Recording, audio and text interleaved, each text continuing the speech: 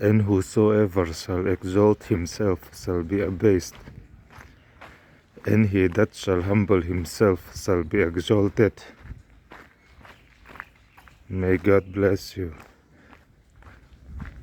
Amen. Tu po in ngai lu apiang an tlo mga. Tu po in ngai tlo mapiang choy moin an omang. In ngai tlom chu choy moya om na.